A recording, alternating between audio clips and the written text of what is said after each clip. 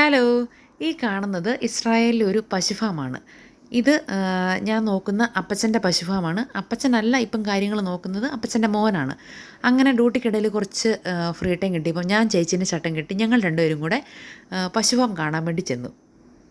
നമ്മുടെ നാട്ടിൽ നിന്നും ഒത്തിരി വ്യത്യസ്തപ്പെട്ടാണ് ഇവിടെ ഇവർ ഈ ഒരു പശുത്തൊഴുത്ത് നിർമ്മിച്ചിരിക്കുന്നത്.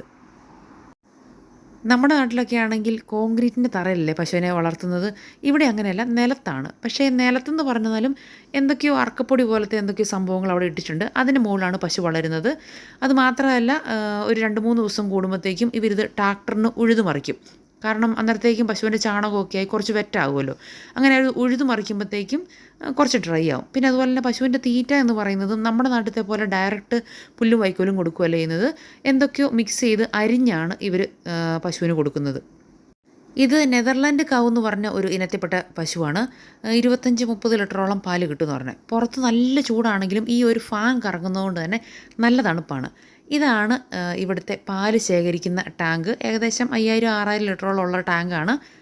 നമ്മൾ കണ്ട പശുക്കളെല്ലാം കറവ പശുക്കളാണ്. അതിൻ്റെ കുഞ്ഞുങ്ങൾ അതിൻ്റെ തൊട്ടപ്പുറത്ത് തന്നെ കിടപ്പുണ്ട്.